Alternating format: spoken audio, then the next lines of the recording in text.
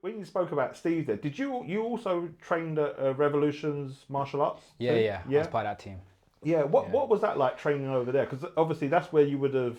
I think that's when I first maybe crossed paths with you was when we were doing You features. want a Teo, innit? Teo, yeah. Yeah. We did some features. We did a couple on Teo during the MTK days. Mm. What was that like? Because obviously he wasn't a fight for peace guy, but he's a revolutions guy. Yeah. That team was like crazy. Yeah, that team was obviously with the original guys from Five Piece. Yeah. Alongside with now Teo, we had Tommy from New Wave. Yeah. We had Daniel Crawford. We had Tom Creasy. Yeah. So many guys. Like I'll probably forget somebody, but Callum from GB. Yeah. He was in there too. Yeah. So many guys, and then sparring days used to get butterflies. Used to get butterflies, Yeah. you know, especially me being one of the smaller guys there. I know every round's gonna be tough. Yeah. Tough. So we used to go on a Saturday. I used to eat my breakfast and get my oats in. I was like, today was scrapping. And then, but again, I was very fortunate. I speak to a lot of amateur fighters. Some of them, most of them, don't really train much with pros, and I could train pros from the get-go. Yeah. And as well as a large group of people that had different skill sets. So I never met obviously Callum till I met Going Revolution. I didn't meet Danny Crawford, Teo till Winning Revolution, for example, and Tommy, and they had different skills from different gyms. And then and for me that was like, wow, I'm learning so much like from all these guys, different styles, even sparring them. And then like for me that was probably at that point our team was probably one of the best out there. I think like it was crazy Shark Tank there. Yeah. And you're still working with Daniel around that time? Yeah, of course, yeah. So you start competing in amateur MMA in 2017. Yeah. Your first fight was with Lion Fighting Championship, which was a good card. So you made your debut against Toby Walker. What can you tell me about that first fight experience in an arena, a team behind you now, so like all that work's paying off. I remember that you can never forget your first, innit? Like, what can I say? So much went wrong as well that day. Yeah. I remember I told Kingsley was with me. I said, Kingsley, my walkout song. This is my walkout song. Go do it. Like I think it was something Julio J House or something. King said, all right, say no more. He went. I was warming up. I don't know how to warm up for fights. You know what I mean? So I'm just doing anything but everything. Like I don't know what to do. And then the gloves. I haven't like the glove size. They say they have their own gloves, and the gloves are feeling all messed up. And then the changing room, there was literally a curtain between me and Toby. Wow. And Toby was hitting pads like hard, kicks. Yeah, boof, boof. And I'm there. There's a lot of noise coming from the other side. I'm thinking, like, he's here to fight, really. Yeah. So like all that stuff was playing in my mind, and then Kingsley runs back in. King says, "Yo, that song, yeah?" I goes, "Yeah." And it looks at me quite funny, like he's confused a little bit. And then he goes runs it out again. So I don't know what's going on with him at the moment. So then we get ready, and then and I didn't know, like, obviously the warm up you have to do like get your heart rate to red, like top, and then you can chill. I didn't like the fact that Steve's like, "Oh, do bare burpees." I didn't understand it. I said, "Why am I gonna get tired now?" Yeah. So I'm kind of thinking about, why am I doing all these burpees? I'm gonna get tired now and I have to go out. But second win is a real thing. Yeah. So then we went there, waiting outside behind the curtains to go out there. And all of a sudden a song plays and he's playing like Drake. So and I look at Kingsley. I remember looking at Kingsley straight in his face. And I said, "Kingsley, you serious?" And then he's just like, he's shrugging his shoulders. I said, "Oh, no, I told him the song. And then John was like, "Oh, don't forget about it. The song's not important, you're gonna fight, forget about it."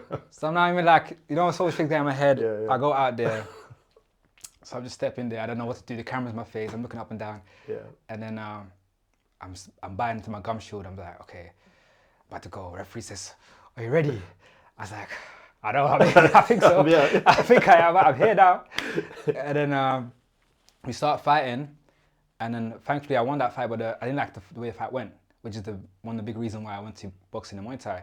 Because I did more training with Steve at the time, and I just started training with Daniel for a couple months maybe. I did a couple interclubs, Muay Thai interclubs. Right. And my striking was not. I think Toby was a very well kickboxer, K1 striker, and at times he was touching me. I was thinking myself, wow, I feel very uncomfortable striking. Yeah.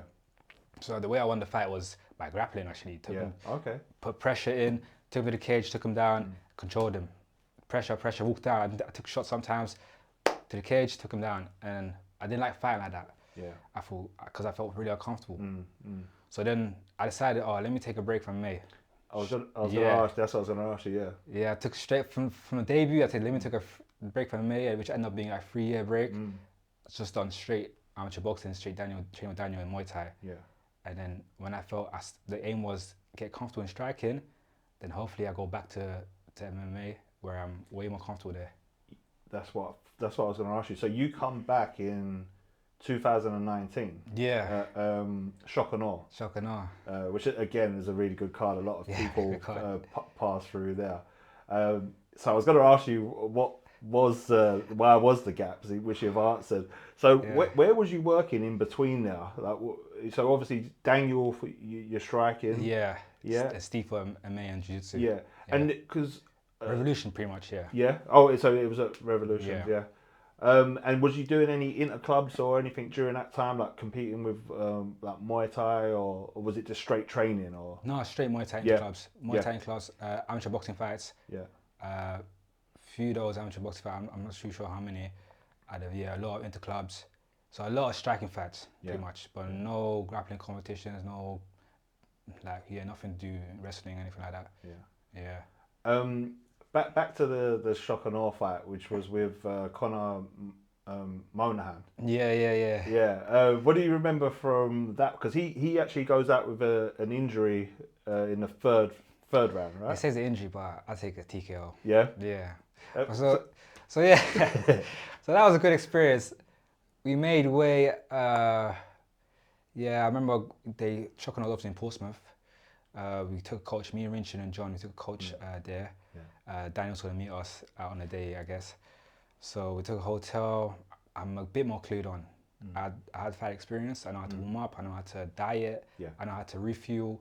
All those things, yeah. But remember, all these last 2 fights are bantamweight, so I didn't have to cut much. So so I've been more confident as well in terms of I know nerves are coming and I know how to deal with them. The fight comes now. We get in there. My striking, it shows. I'm doing well, but my grappling was straight. It's like reverse now. So I remember getting thrown in the first round, first exchange. He takes me to the cage. He picks me up. He got around my back, stomps me. Because this guy cut a lot of weight. I remember in the weigh-ins, all sunken in. So he's cutting from maybe mid-70s, and I'm cutting from 63 to make 61. So I remember seeing that. And then he was, when he came in the cage, I was thinking, whoa, this guy's big. And then he comes in, he dumps me, tries to take my back. I escaped the back because the jiu-jitsu was there, quite there. I got scared to get back on the feet. I exchanged him again. First round's over. So I'm thinking, okay, I know where I'm strong and I know where I need to avoid, what areas I need to avoid. We went the second round. Lost the first round. Now going the second round. A lot more striking exchanges. I won those striking exchanges in my opinion. He went for a takedown towards the end. I got takedown again. So, but I feel like it was 1-1 going to the third. So, but Daniel said, you know what? You're a home crowd. His home crowd. It's a close fight. You gotta go finish him. Like, I'm tired. I'm scared. So you gotta go finish him. But gladly for me, noticing that he cut a lot of weight, he was a lot more tired than I was. Because he cut a lot more. So that's up front foot. Walk him down, use my boxing, just throwing shots. And as he was southpaw, I stepped in with the right hand and then wobbled him. I rocked him. He tried to go for a shot. I sprawled on him. I ran around the back, threw a couple of shots, and then finished the fight. He hurt his shoulder from the sprawl. But it doesn't take away the fact that he was rocked and he was hurt. You know what I mean? So even because he hurt his shoulder, he wasn't able to defend, so he wasn't able to get finished the takedown anyways. So I went around the side, finished him off. It was obviously a great feeling because you feel like you're so close to having it go away and then getting the finish. And then and I remember my foot being so mashed up from all the kicks because striking is a different type of system you're using now. Different. So from all the kicks I was throwing, my feet was a mash up. But I was remember thinking, wow, like the fight game, this adrenaline I got, There's nothing like it. So that's why I wanted to continue in May for sure. Yeah. Yeah.